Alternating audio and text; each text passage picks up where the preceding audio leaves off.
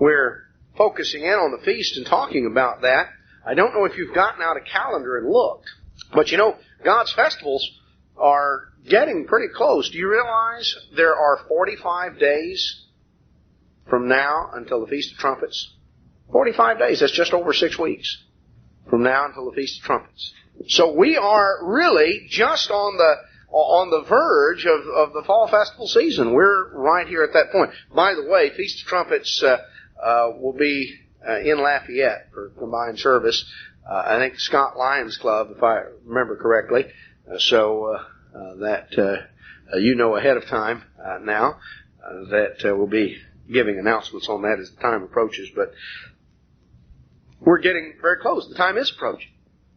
45 days away from the Feast of Trumpets.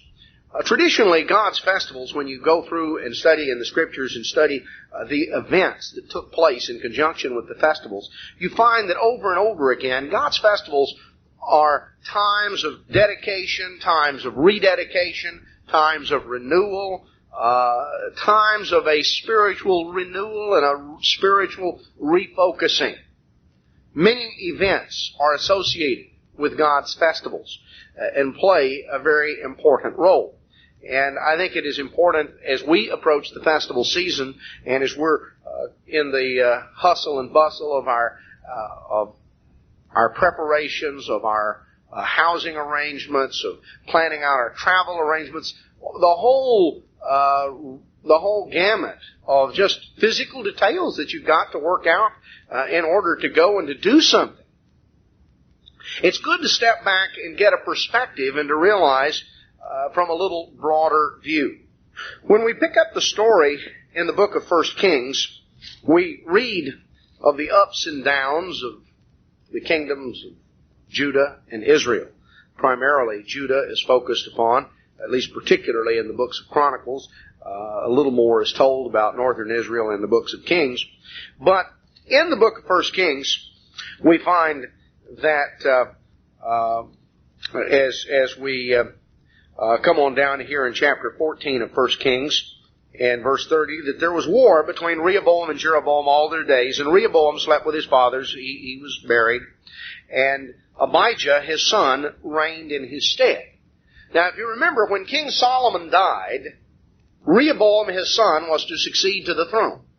And because of Rehoboam's mishandling of a situation, northern Israel appointed Jeroboam as their king. And so you have the beginning of the parallel history between Israel and Judah.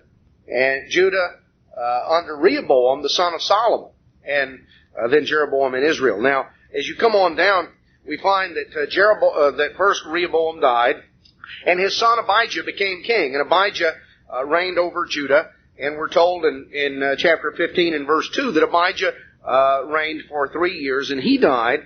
And in verse 8, he was buried, and Asa, his son, reigned in his stead. In verse 9 of chapter 15, this was the 20th year of Jeroboam that Asa became king. So here we are now, 20 years downstream from Solomon's death, and Asa has become king. Now, 20 years is not that long a period of time. We just within the last week or so, just celebrated the 1 week or the 25-year anniversary of the moon landing.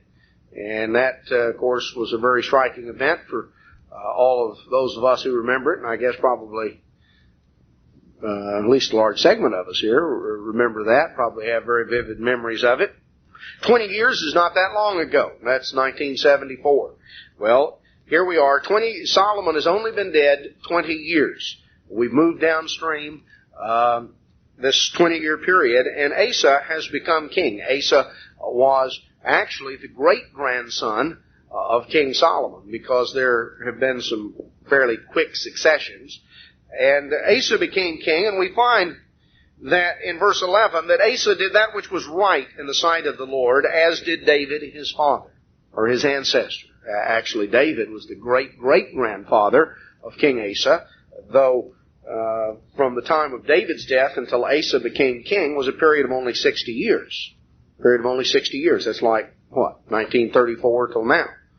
So, the time that Franklin Roosevelt became president, on down to now.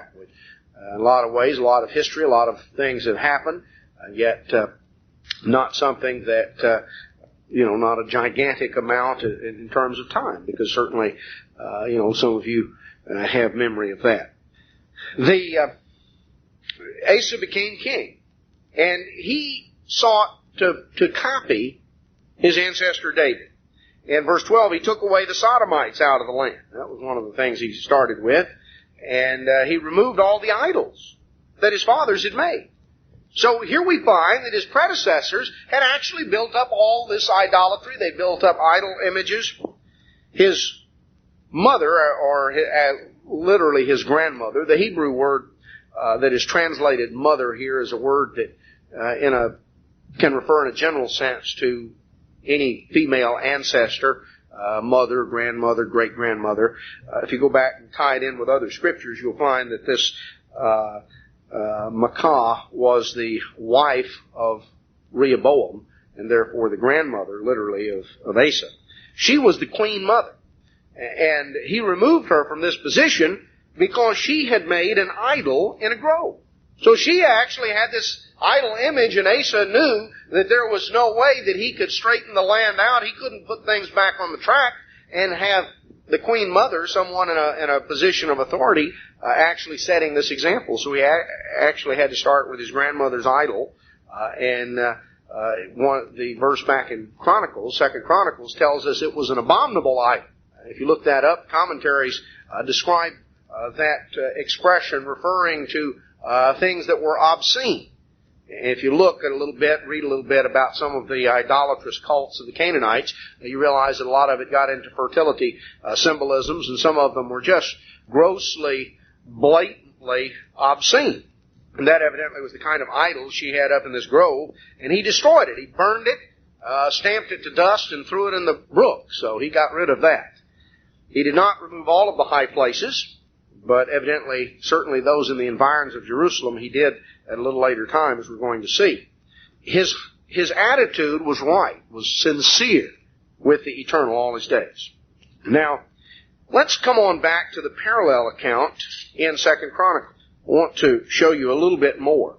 In chapter 14 of 2 Chronicles, verse 1, we find that Abijah slept with his fathers and Asa reigned in his stead. And in his days, the land was quiet 10 years. When Asa became king, things were quiet. Asa did that which was good and right in the sight of the Eternal his God. He took away the altars of the strange gods and the high places. He broke down the images and cut down the groves. So he began to take action to stamp out idolatry. The first thing he did was take away the altars to the strange god, the altars to Baal, the altars to Ashtaroth, the altars to the various pagan gods of the Egyptians and the Canaanites. The first thing he did was to destroy those. Well, the high places were places that had been set up ostensibly for the worship of the God of Israel. But they were not sanctioned according to the law. They were just people sort of doing it the way it seemed a good idea to them, a lot of times blending various customs together. He got rid of the images. He didn't take them down and say, oh, aren't they nice? Let's just put them up on the wall for a souvenir. He understood that these things were abominable in God's sight. So he commanded Judah to seek the eternal God of their fathers and to do the law and the commandments. So the kingdom here, he took away out of all the cities of Judah the high places and the images, and the kingdom was quiet before him. He built fenced cities in Judah, for the land had rest. He had no war in those years because the Eternal had given him rest. So things went along fairly smoothly. Now, we come along in verse 9, and we find that there arose this army of Zerah the Ethiopian, who put together an army of 1,000,000 men. Now, Zerah had put together quite an empire. If you look at a map of Africa, you see that there is a spot down on the east coast of Africa where the coast of Africa and the Arabian Peninsula almost meet, coming right down at the bottom of the Red Sea. It's called the Straits of Aden, A-D-E-N, right down there where the coast of Africa and the coast of the Arabian Peninsula almost meet. Zerah's army, or Zerah's empire, extended there, this eastern part of Africa, coming up through that whole section up through Ethiopia and into Egypt. You know, that was at certain times when it was hooked up with a larger area, it was quite a rich empire because that of the trading routes. You know, if you look right there on the Arabian Peninsula, all of the spices. Spices were a very precious and important commodity at that time for various reasons, one of which, of course, had to do with the preservation of food. Back in times prior to refrigeration, spices played a very important role in terms of preservation of food and things of this sort. But anyway, you had this trade there around the Arabian Peninsula and the ships that could fly all the way from India through the Persian Gulf and down around the coast of the Arabian Peninsula, and they had to come there through the Straits of Aden to come up the Red Sea, to come up to Egypt. And so whoever controlled this area was in a position to really control the trade routes from the Near East across into the Middle East. And Zerah had put together this great empire there over in the Arabian Peninsula in the eastern part of Africa up through Egypt, put together this great empire, this great army, and now he was prepared to invade the Middle East. And if you're going to invade the Middle East coming up from Egypt, the first thing you have to go through is Judah. So Asa was in a bad spot. Here was this gigantic army on their way to conquest of the whole Middle Eastern area. And Asa and his little kingdom stood in their way. And Zerah came with this huge army. And Asa, in verse 10, went out to meet him. And he recognized that he was hopelessly outnumbered. But it wasn't hopeless in Asa's sight, because in verse 11, Asa cried unto the Eternal his God. He said, Eternal, it is nothing with you to help, whether with many or with them that have no power. Help us, O Eternal our God, for we rest in you. We rest on you, and in your name we go out against this multitude. You're our God. Let not man prevail against you. So we're told that the Eternal smote the Ethiopians before Asa, and they fled. So here God intervened. God heard his prayer. God intervened in a very dramatic way. And Zerah's schemes of world conquest were put to naught. And Asa was delivered, not because he had such a great army and not because he was such a skilled general, but because he looked to God and relied on God, and Asa had been trying to seek God. Well, now God's prophet came out, chapter 15. God's prophet Azariah came out to meet Asa in chapter 15 and verse 2, and he said, The Eternal is with you while you be with Him. And if you seek Him, He will be found of you. But if you forsake Him, He will forsake you. Now that is an important key. You know, we have heard and we have read the Scripture many times that God will not leave us nor forsake us. That is true. But it's conditional. If you forsake God, God will forsake you until you turn to Him. We can't hold God hostage and say that God has to bless us because we just think that He does. It's a matter that God's promises are conditioned, and they are conditioned upon our seeking Him and obeying Him and serving Him. So He said, God is with you if you're with Him. He'll be found of you if you seek Him. If you forsake Him, He'll forsake you. For a long season, Israel has been without the true God and without a teaching priest and without law. A long time. Now, as we come on down, we find that things had peace for the first 10 years of Asa's reign, and then all these troubles started. And we find in verse 10 of chapter 15 that we come on down to the 15th year of the reign of Asa, when this real revival that Asa led took place. So, from the death of Solomon until the time Asa became king was 20 years. From the death of Solomon until this revival here in chapter 15 and verse 10, 15 years into Asa's reign was a period of 35 years. He says, for a long time Israel has been without the true God, without a teaching priest. They had been off the track for a long time. Certainly the 20 years prior to the beginning of Asa's reign, and really the last few years of Solomon's reign. Years had gone by. Decades had gone by.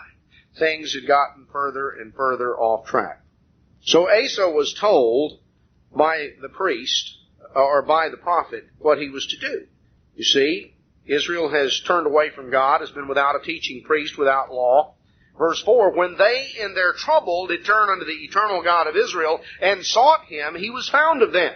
And in those days there was no peace to him that went out, nor to him that came in. Great vexation were upon all the inhabitants of the countries. The nation was destroyed of nation, city of city. God did vex them with all adversity. Be strong, therefore, and let not your hands be weak, and your work shall be rewarded. So this is the message that Asa was given. He said, look, you can look around, you can see what trouble, you can see the turmoil, you can see the difficulty. There's been this massive invasion that has come in and just terrorized people. And God has delivered you because you sought to Him. Now, Asa had taken some very important corrective action. He had abolished the idolatrous altars throughout the land. He had taken some positive actions, but a period of years had gone by. 10 years went by, and Asa eliminated a lot of the negatives, but he got sidetracked. He started building up fenced cities, and he started doing various things, and he didn't get around to doing all of the positive things that needed to be doing. And so then various difficulties and problems and just increasing strife and turmoil came over the next 5 years, culminating in this great invasion from which God delivered them.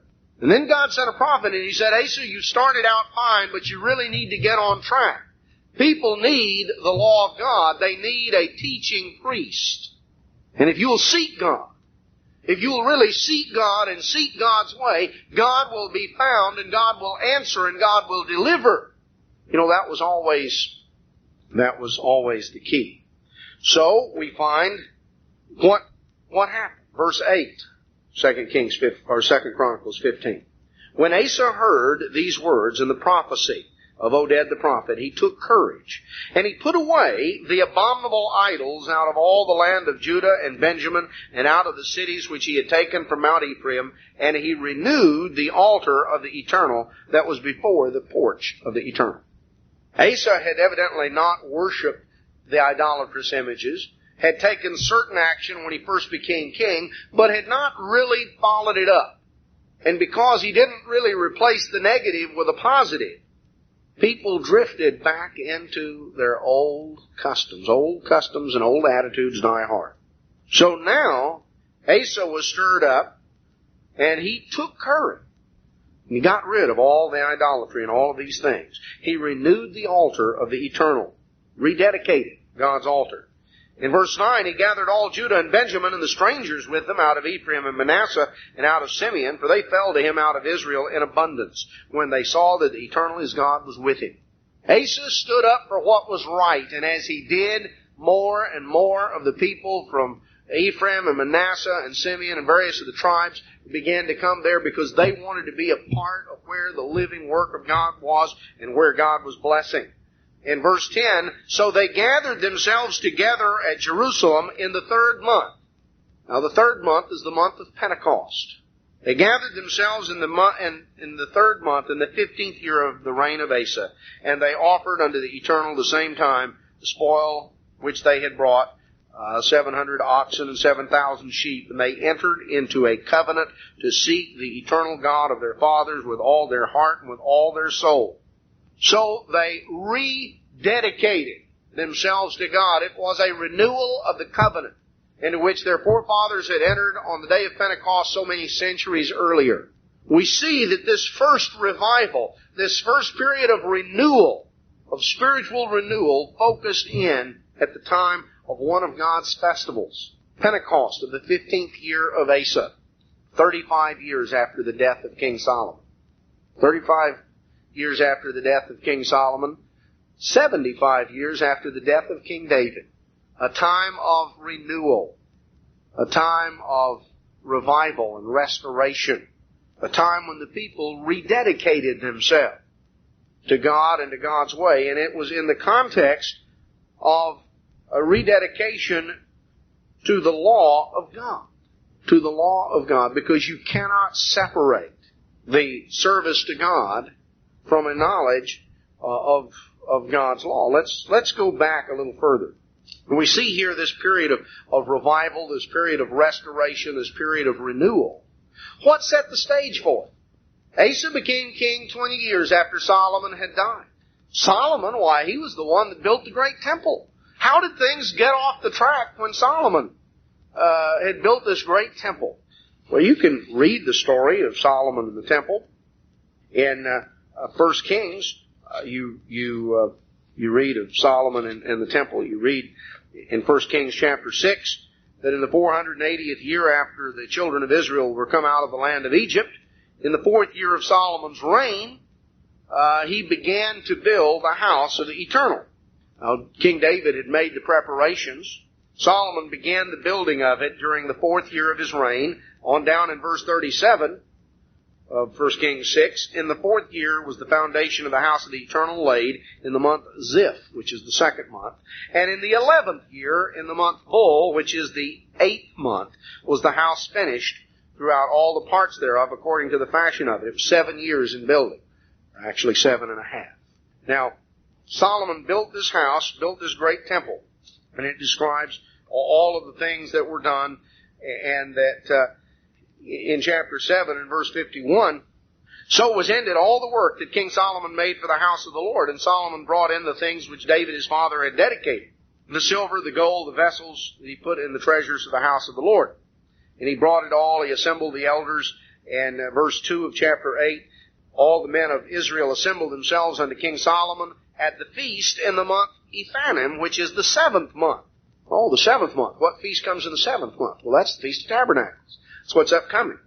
So Solomon had built the temple, and the temple had been completed in the 8th month of Solomon's 11th year.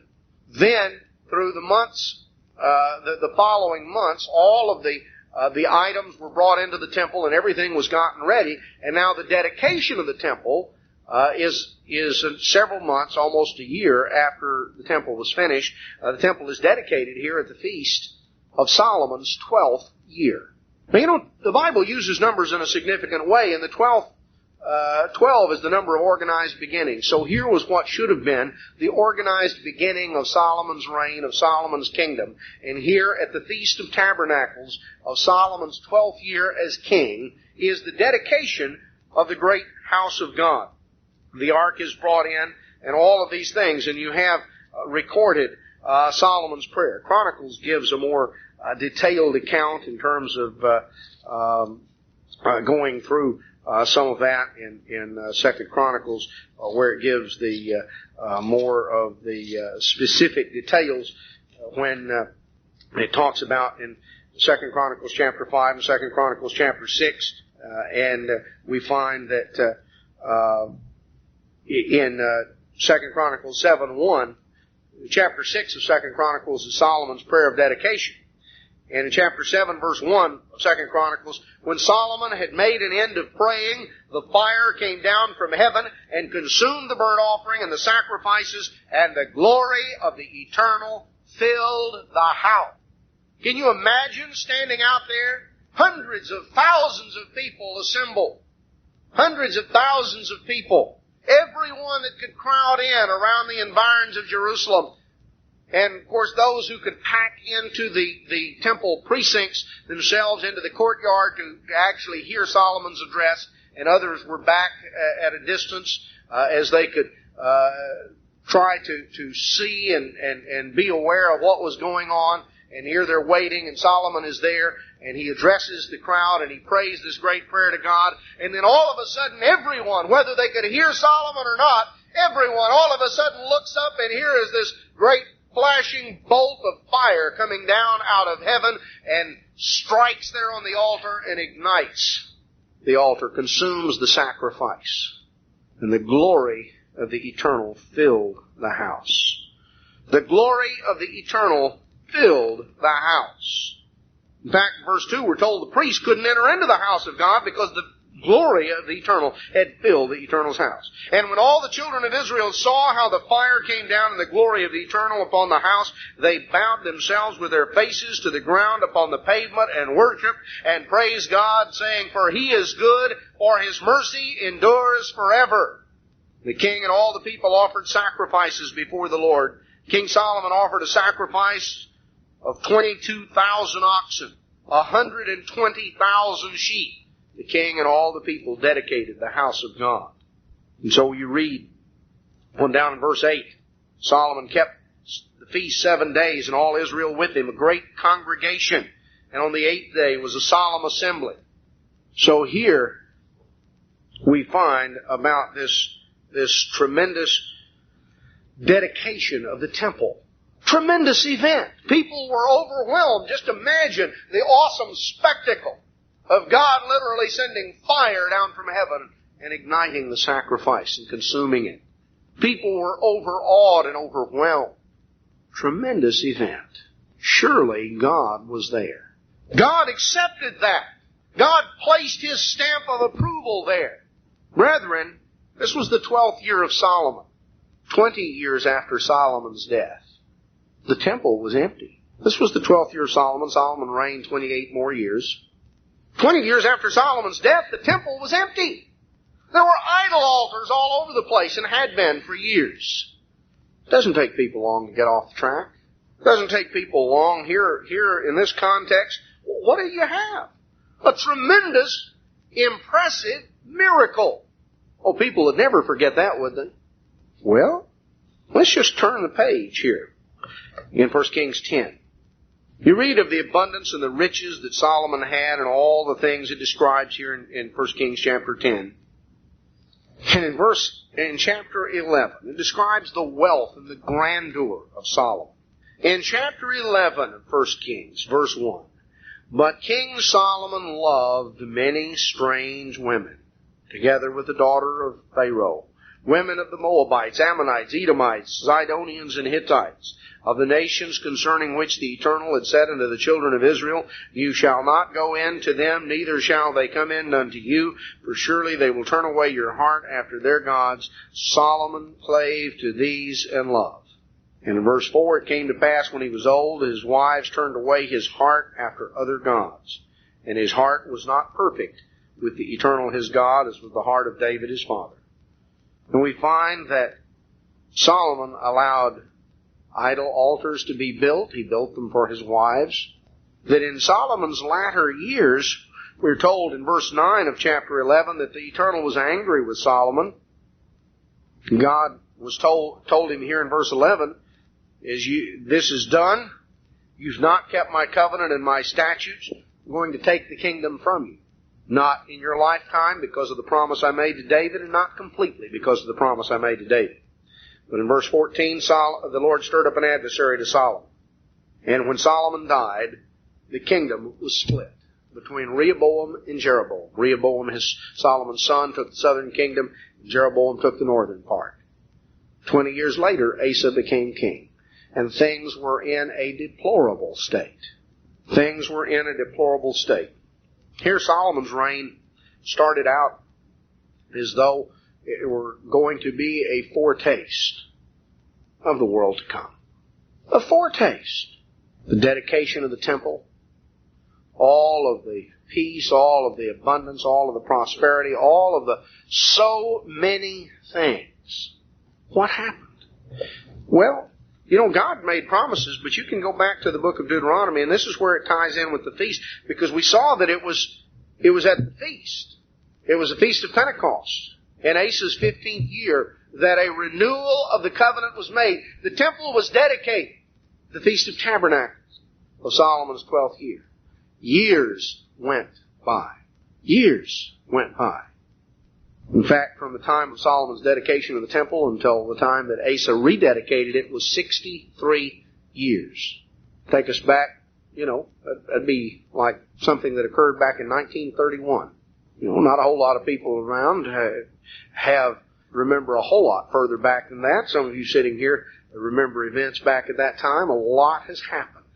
A lot has happened in the history of this country since 1931. The nation has gone through a number of things. Well, that from the time of Solomon's dedication until the time that Asa rededicated the temple. So people who had a memory of Solomon's dedication would have been well advanced in years if they were old enough to have remembered remembered that and remembered to have been there present, they would be getting on up in years and to have seen that rededication, and they saw how things got off the track. You know, when at the end of Moses' life, we'll notice here in Deuteronomy 31, God inspired Moses to tell the children of Israel in verse 3 of Deuteronomy 31 that the Eternal your God, He will go over before you and He will destroy the nations from before you and you will possess them, and Joshua shall go over before you. And we're told that in verse 6, Moses admonished, he said, be strong and of a good courage. Fear not. Don't be afraid of them, for the Eternal your God, He it is that does go with you, and He will not fail you nor forsake you. See, again, that's the key. God won't fail us. God won't let us down. God won't forsake us. God is not the problem. So Moses told Joshua and said to him in the sight of all Israel, be strong and of a good courage. You must go with His people unto the land which the Lord has sworn unto their fathers to give them, and you shall cause them to inherit. So the Lord, He it is that will go before you. He will be with you. He will not fail you, neither forsake you. Fear not, neither be dismayed. And now notice in verse 9, and Moses wrote this law, and he delivered it unto the priests, the sons of Levi, which bore the ark of the covenant of the Eternal, unto all the elders of Israel. So Moses now wrote the book of the law. He gave them the copy of the scriptures that existed at that time, the first 5 books of the Bible. He told them, God won't fail you. God won't let you down. Go forward. But notice now, let's just hold your place and turn over a couple of pages. In Joshua chapter 1, we find that God told Joshua almost identically the same thing. He told him, He said, Moses, my servant, is dead. This is chapter 1, verse 2. Arise and go over Jordan. He told Joshua down in verse 5, nobody will be able to stand before you. I will be with you. I will not fail you nor forsake you. Be strong and of a good courage. Verse 7, be strong and very courageous, that you may observe to do according to all the law which Moses my servant commanded you. Turn not from the right hand or to the left, that you may prosper wheresoever you go. This book of the law shall not depart out of your mouth, but you shall meditate therein day and night, that you may observe to do according to all that is written therein. For then shall you make your way prosperous, and then shall you have good success. You see, when God says He will not fail us or forsake us, it is contingent on the fact that we will continue in the way of God. We will continue to follow God's way. We will be faithful and loyal to Him based upon God's law. Now that's what Solomon lost sight of. That's what the people lost sight of with all of the glory and all of the grandeur and all of the might and all of the things that Solomon did. The people lost sight of what it was that gave them their connection to God. It wasn't a beautiful building. It was walking in the ways of God. They lost sight of God's ways. They forsook God. And God allowed them to suffer before their enemies. Now let's just turn back here to Deuteronomy 31. What does all this have to do with the feast? Well, notice in Deuteronomy 31:9, Moses wrote the law and delivered it to the priests, which bore the ark of the covenant. And verse 10, Moses commanded them, saying, at the end of every 7 years, in the solemnity of the year of release in the Feast of Tabernacles, when all Israel is come to appear before the Eternal your God in the place which He shall choose, you shall read this law before all Israel in their hearing. Gather the people together, men and women and children, the stranger that's within your gates, that they may hear, that they may learn, and fear the Eternal your God, and observe to do all the words of this law. And that their children, which have not known anything, may hear and learn and fear the Eternal your God as long as you live in this land. So notice the sequence. Notice what was in mind. The law was reread to the people. From the beginning of Genesis to the end of Deuteronomy, it was reread every 7 years. You know, everybody didn't have available their own copy of the Bible. There was the official temple scroll, And the priests, the Levites, were instructed in it, and there were to be teaching priests throughout the land, the various Levitical cities, so that the people could be taught and instructed. You see, the tendency of human nature is to forget. If people aren't continually reminded over and over and over, the tendency of human nature is to forget. You know, we have to have it explained. We have to understand. Sometimes people do things because they simply don't know better. Some people need to be educated. They just need to be informed and taught.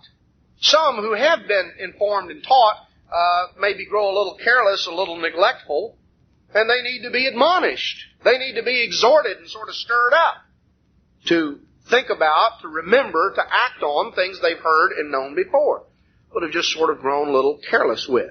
Because that's a tendency of human nature. So some people need to be taught and educated to begin with. Others need to be exhorted and admonished. And of course there are others who need to be rebuked and warned. Because it's not just a little bit of laxity or carelessness on their part. It's a matter that they have simply gotten off track and are doing things directly contrary. And there's some who need to be warned and rebuked. And God provides for all of it there in the Scriptures. But the starting point is to instruct. You know, you don't start out by rebuking and warning someone who's never heard and doesn't understand. The problem is, of course, most people haven't acted on what they did understand, so the things that they, if they haven't acted on what they did understand, it casts doubt on the fact that they would do a whole lot better if they understood a little more. But the key is the law of God. You see, the key to God continuing to bless the nation, and when Joshua led them in, the key to God's blessing, the key to their success was obedience to God. And God directed that at the Feast of Tabernacles, there was to be a refocus on the law. And that every 7 years, the entirety of the law would be gone through, so that people would be refreshed and they would hear things and be exhorted and instructed all along. But every 7 years they would go back through the whole thing from start to finish. Now, this is an important aspect, and it points up an important aspect of the feast. Because God intended the festival. He intended His festivals not merely to be times of vacation, not merely times where people go exotic places and eat great meals. God intended His festivals to be times of spiritual renewal, times of spiritual rededication.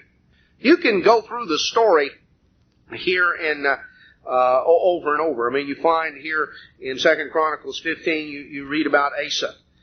We could go on a little further in 2 Chronicles chapter 30, and you read about the great reform of Hezekiah, King Hezekiah, which was a period of time, a period of time later that occurred. That as time comes on down, quite a number of decades later, and the great revival that occurred under Hezekiah, and you read in 2 Chronicles 30, verse 26. There was great joy in Jerusalem, for since the time of Solomon, the son of David, king of Israel, there was not the like in Jerusalem. This is speaking of the great Passover of the time of Hezekiah. So there was a time of great renewal. And the Passover of Hezekiah, we're told, dwarfed any Passover celebration that had been held since the time of Solomon. The time of Solomon had been almost 2 centuries previous to the time of Hezekiah. Well, you come on over a few pages here in 2 Chronicles, and we find in 2 Chronicles chapter 35, we read about Josiah. This comes on down about another 75 years later, or 60 to 75 years later, and we find that again, there was no Passover like to that kept in Israel from the days of Samuel the prophet. So here was a time of renewal and rededication at the time of Josiah that dwarfed anything that had occurred since the days of Samuel the prophet. Now that really stretched back. But you can go on over to Ezra, the book of Ezra, and you can read about the Feast of Tabernacles that was celebrated there at a time of rededication there in Ezra and Nehemiah. Read of a Feast of Tabernacles there and how they did everything just exactly as the law said, and you find that they hadn't done so since the days of Joshua. Now does that give you the idea that most of the time when Israel observed the feast, they just went through the motions? They didn't have, just a real spiritual feast. Most of the time, what they had was just simply a matter of going through the motions. We're told, just if you want the reference in your notes, Nehemiah 8 verse 17, we're told that the congregation of them that were come out of the captivity made booths and sat under booths, for since the days of Joshua the son of Nun until that day had not the children of Israel done so, and there was very great gladness. They hadn't done it exactly the way it was supposed to be done for centuries. For centuries. But when you do what God says, there's gladness. Oh, they'd kept the feast. They'd kept the feast, but, it hadn't been with the same spirit, the same attitude, the same exactness. You see, the feast was supposed to be a time of renewal, but the feast generally was just a time of going through the motions. That was a time of making a trip and eating high on the ox or high on the sheep. They didn't eat high on the hog. But some of us used to, but we don't anymore either. It was a time of enjoyment. It was a festive time, a happy time, an exciting time. But in terms of what God really intended the festival to be, they just went through the motions. They showed up, and they were there, and they had a good time with their friends, and they went home. But the festival was only, on rare occasion, times of real spiritual renewal for the people. Yet when you look through the Old Testament, you find that when there was spiritual renewal, it always centered around one of God's festivals. Inevitably, the times of spiritual renewal have always centered around God's festivals, but God's festivals haven't always been times of spiritual renewal for some of God's people. So many times, people have simply gone through the motions because they lost sight of what the festivals were all about. Why we do what we do. We see that it is the observance of the feast, the observance of the Feast of Tabernacles is very much tied in with God's law and with a refocus on God's law and the instructions of God's law. You can't separate God's law from God's way of life and from the blessings and the benefits of it and from the festivals. Because the Feast of Tabernacles looks forward to the time when the knowledge of God will cover the earth like the waters cover the sea. It looks to a time when the knowledge of God's ways, the knowledge of God's laws will flow out from Jerusalem and will permeate every aspect and every facet of human society and culture. A time when they won't hurt or destroy in all God's holy mountain. Have you seen some of the pictures on television of the little children and the various people there in Rwanda? This is the most recent spot. People dying. Horrible things. And you realize that over and over and over again, that's just a taste, that's a prelude to greater catastrophes yet to come. Catastrophic events, people just hacking each other up with machetes. The time's coming when that's not going to be anymore. But that time can't come apart from the knowledge of God's law. Just religion, quote unquote, is very empty apart from the substance of God's way, of God's law. In Deuteronomy chapter 14, speaking here of God's festival, times that were designated to be times of spiritual renewal and restoration. Deuteronomy 14 in verse 22, "You shall truly tithe all the increase of your seed that the field brings forth year by year. You shall eat before the eternal your God in the place which he shall choose to place his name there. The tithe of your corn, of your wine, of your oil, and the firstlings of your herds and of your flocks, that you may learn to fear the eternal your God always." So here we find that God designates a tithe, not one that goes to the Levites, but here's one that is to be consumed before the eternal God in the place that he will choose. Why do we do that? Notice the latter part of the verse, that you may learn to fear the eternal your God always. First and foremost, the reason we go to the feast is to learn to stand more deeply in reverence and awe of God. You can't do that apart from God's law. So, we go there to do this, that we may learn to fear the eternal always. And instructions here, if it's too long away, if it's the journey's too far to lead your sheep or drive your young bullock, or to carry a sack full of grain, a simple thing to do, and of course what generally I guess all of us do, or pretty well all of us, is that they sold it, turned it into money, took the money, when they got there, bought what they needed. In verse 26, you shall bestow that money for whatever your soul desires, whatever you want. Speaking in the context of observing the feast, oxen, sheep, wine, strong drink, whatever you desire, you shall eat there before the eternal your God, and you shall rejoice, you and your household. Now notice 2 or 3 things.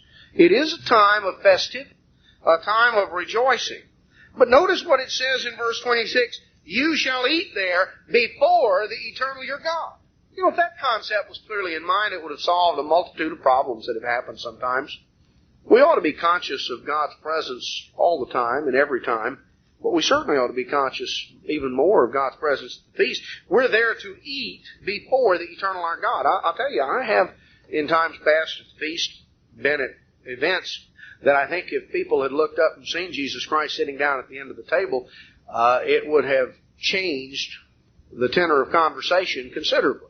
That all of a sudden people would have gotten uncomfortable with maybe how much they were drinking, or with some of the jokes they were telling, or some of the things that were going on, because they lost sight of the fact that they were there to eat before the eternal our God. We're there to observe a festival in the presence of God. First and foremost, it needs to be in our conscious mind that we're assembling before God. We're in the presence of God. We're there to rejoice in the presence of God. Now, it's a time for rejoicing and for festivity. God doesn't go around, with just a frown on his face all the time, and boy, he never laughs at anything. Just, has this sour expression. Looks like he's been sucking on lemons all day. Sometimes I think that's the way people picture God. God has a sense of humor. If you don't think so, go to the zoo sometime. God designed that. In fact, you don't have to go to the zoo. You can just stand on the street corner and watch people go by. Realize God has a sense of humor. God's not against having a good time. God's not against laughing. But He wants it about the right thing. He doesn't want, people dragging through the mire and through the mud, everything that God has made right and pure. But God says, rejoice before me. Make physical preparations, save up, come before me, and rejoice. But remember, number one, you're there to learn to fear me. You're there to learn to stand more deeply in reverence and awe of me. And you're there to eat before me. You're there to share a meal in my presence. You're there before me. And before me, end of verse 26, you shall rejoice, you and your household. So it's a time to rejoice, you and your household. It's a time for sharing. It's a time for giving. It's a time for rejoicing in the presence of God, and it is predicated upon adherence to the terms of the covenant, God's law. The basis of the festivals being times of spiritual renewal is a refocusing on the law of God. If we go back here in Deuteronomy chapter 31 again, Deuteronomy 31, we find that Israel is assembled. In verse 11, the law is read. In verse 12, everybody is gathered together, the men, the women, the children, everybody there. Why? That they may hear. First, you've got to take in the information. Now, in their case, they generally had to hear it because most of them did not have access to the written word. They certainly didn't have access to the printed word. And if the only books you had were hand-copied, there wouldn't be very many books. I think we all understand that. Now, you can hear God speak, whether you're hearing a sermon or whether you are reading God's Word and God is speaking to you through the pages of this book, the Bible. See, first we have to be instructed in the truth. And we have to have a heart and a mind that desires to be instructed. You see, we have to be teachable. So we have to come to the feast in a teachable spirit and a teachable attitude. We need to have that attitude that we may hear, that we may be receptive, that we may take in the information. We take in the information, why? That we may learn. How do you go from hearing to learning? You remember what Joshua was told? See, just a few pages over in Joshua chapter 1. Joshua was told that this book, this is Joshua 1:8, the book of the law was not to depart out of his mouth. That meant he was never to get away from God's Word. But you shall meditate therein day and night, that you may observe to do according to all that's written. You meditate therein day and night. The way you go from hearing to learning is you think about what you heard. The way you go from reading God's Word to learning God's Word is you have to think about it. You have to meditate on it. That means you turn it over in your mind. You think about how that applies to you, how it applies to circumstances, how it applies to day-to-day things that you are going through and living. You see, God's Word has to move from being theoretical, from just simply being something that is written down or words that are spoken. It's got to move from being theoretical to being something practical and utilized in our lives. So you have to meditate on it. You have to think about it. That's all meditate means.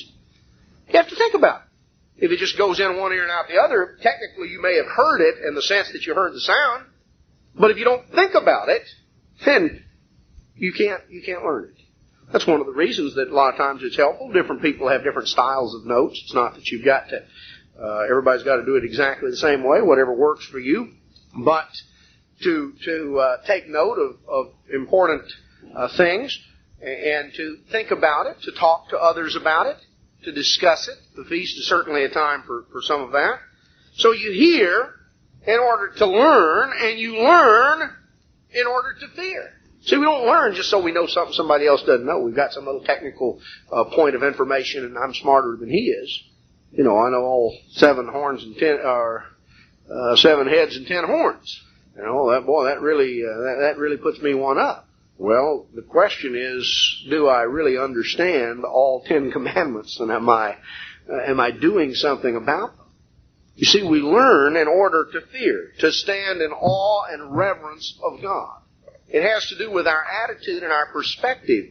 Because a person can take in information, you can learn information and understand how it applies, but if you don't have an attitude of really standing in awe of God, well, yeah, I know it says so and so, but the way I see it, I don't see why that ought to apply, and I don't like to do it that way, and I don't want to do so and so. I like to do this. And that's not an attitude of the fear of God. No, the fear of God stands in awe of God, recognizing the power and the greatness and the glory of God. It doesn't mean you're off cowering in a corner somewhere, but you do recognize the awesome might and power of God, and you stand in awe of Him, deeply impressed. I'll guarantee you, the people there at the dedication of the temple under Solomon were impressed with God. Well, the fire came down from heaven and consumed the sacrifice. The glory of the Lord filled the house. Scared them all to death. But it didn't last, did it? Didn't last. The carnal mind is impressed with miracles for the moment. But then quickly, they lose sight of that, focus on something else, and it's like, what have you done for me lately? Well, we're to come to God every year at the festival periods as times of spiritual renewal. We come in order to take in information, in order to learn, in order to fear, to stand more deeply in awe of God, because that leads to observing to do all the words of the law. If you really stand in awe of God, then you're going to really put forth effort to observe it, to put it into practice. See, the festivals were designed to be times of spiritual renewal. When we go through the Scriptures, we find there have been times of spiritual renewal. They always centered around the festivals, but very rarely did they occur. Most people went along year after year, feast after feast, going through the motions, never really utilizing it in the way that God intended. Real spiritual renewal centers around a rededication to God's ways, letting God order our lives through His words, through His laws. And we're to worship the true God. We're to worship Him in spirit and in truth. God reveals Himself. You know, the best the ancient pagan Greeks could do was to worship the unknown God. I mean, the best thing they had going for them was an altar that they didn't know what. That wasn't much. You remember the story back in Acts 17. Paul says, Him whom you ignorantly worship, I declare unto you. We can know the true God because the true God declares and reveals Himself. But we must worship Him in spirit and in truth, according as He has revealed. And so we find that whenever there were periods of restoration, periods of revival and renewal, that the first thing that was cleared away was the old false concept, was the idols, the high places, the groves, all of the things that smacked of paganism or the taint or influence of paganism. And a refocusing on the law. As we're coming before God at the Feast of Tabernacles, we need to think in terms that the time is coming in the years ahead of us when all nations will come up to Jerusalem to keep the feast. You read about that in Zechariah 14. That we're coming to a time when the God of heaven will make a feast of fat things for all nations and all people. And all of the horror and all of the calamity that fills our news magazines and newspapers and radio news and television news, those things will be things of the past. We're coming to celebrate a time when the deserts will blossom like a rose. A time when they will not hurt or destroy in all the holy mountain of God. A time when the knowledge of God will cover the earth the way the waters cover the sea. But brethren, we've been called to have an opportunity to understand those ways right now. To have an opportunity of being a part, of ultimately sharing it with the whole world, the time to come. As we approach the festival, sure we need to make physical preparation. We're physical creatures. Everything we do involves physical effort. Even our spiritual efforts involve physical efforts. If you get out and pray, that takes a certain amount of physical effort. Just you get out on your knees. Maybe they crack and creak a little bit. And, you stay in one position for a while. The body gets tired. The spirit may be willing, but the flesh is weak. The point is, everything we do involves physical things. And the feast is certainly a time for physical festivity and rejoicing. Well, we've got to keep it in perspective as we start making our reservations and our housing arrangements and our travel arrangements and this arrangement and that arrangement. We need to be thinking that we are coming on a very close countdown to the festival. We're just over 6 weeks away from the Feast of Trumpets, the first of the fall festivals. We're getting close. It is something to be excited about and happy about. But along with that anticipation, it builds to the physical aspect. Let's build anticipation for the spiritual aspect. Let's make spiritual preparation to where we come to the feast receptive, to be instructed, to be taught, to learn God's way more fully and more deeply, that we can come away renewed in a positive way, as God would have us to, utilizing the festivals, this fall festival, in a way that God designed His festivals to be. To continually bring us back to a refocusing of His plan, of His way. An opportunity for our spiritual renewal. Because we all need to continue to refocus and to renew. As we do that and as we make those kinds of preparations, brethren, we're laying the groundwork for what truly can be the best feast ever.